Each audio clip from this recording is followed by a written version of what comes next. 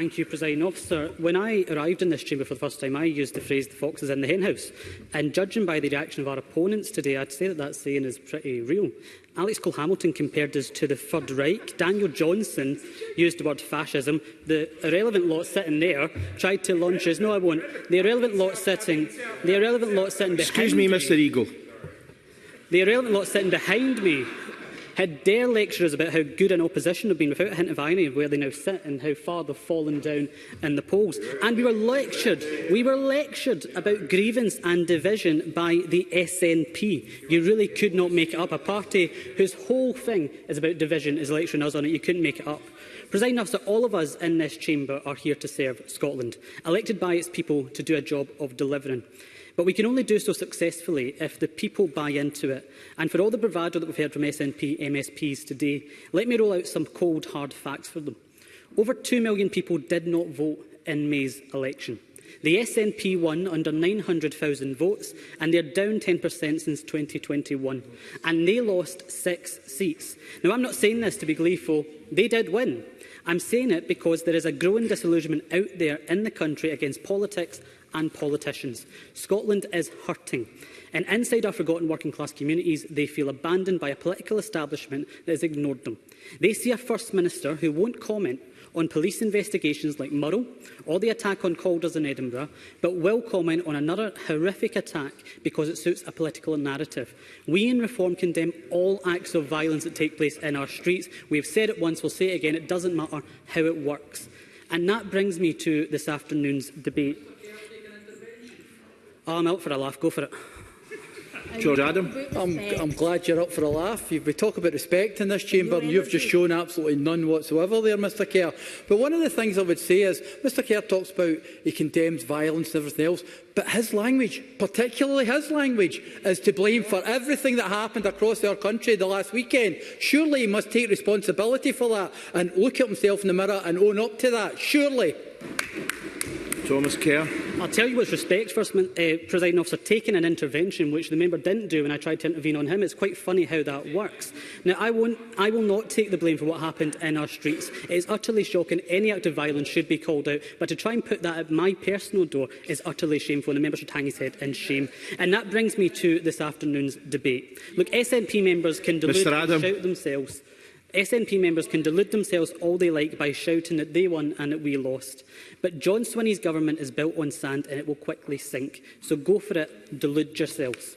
We have seen this show before, and just ask Keir Starmer in the Labour Party where it gets you just a few years in. Now, this afternoon's debate is titled "Scotland Needs Reform, 5 years until 2031. Why? Because this is the start of our party showing the country that reform can and will win. And you've heard in this debate real people with real expertise offering a real alternative. Reform's 17 MSPs have sat in this chamber and used our time to evaluate our broken politics. Now we offer solutions. Presiding Officer, Scotland is broken and Scotland needs reform. And nowhere is that truer than Scotland's broken housing system.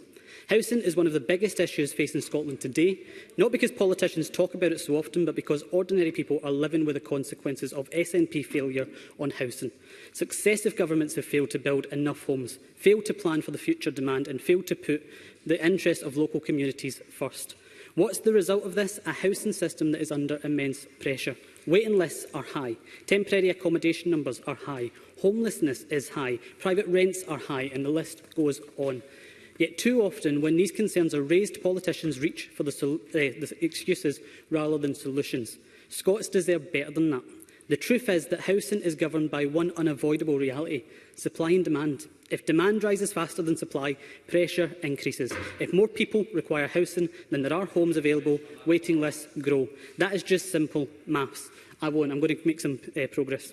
And that is why Reform Scotland believes we must have an honest conversation about local connection and housing allocation. Because people who have spent years contributing to a community should not feel like strangers in their own communities. People who were born in an area, people who work there, who pay their taxes, who volunteer there, who raise families there should know that their connection matters. A local connection must carry weight. Unfortunately, too many people across Scotland feel that their concerns are dismissed the moment that they are raised, particularly when those concerns relate to migration and asylum. Now, let me be clear. Compassion and common sense are not mutually exclusive. A country can be compassionate while also recognising political limits.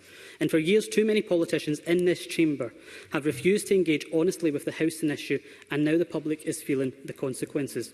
What they should not receive is condemnation for asking perfectly reasonable questions. The truth is that Scotland's housing challenges cannot be solved by pretending difficult issues do not exist. They can only be solved by action, and that means building significantly more homes, no more broken promises.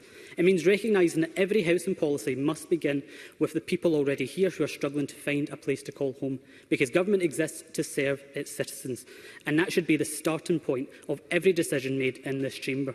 The interests of Scottish residents should come first. So Reform's position is straightforward. Build more homes, prioritise local connection, restore fairness to the housing allocation, recognise the pressures created by rising demand, put the people of Scotland first, not prioritise strangers who broke the rules and jumped the queue to get here. Presiding officer, Scotland is broken and Scotland needs reform. Reform has arrived in this chamber. Back our motion and let's get to work.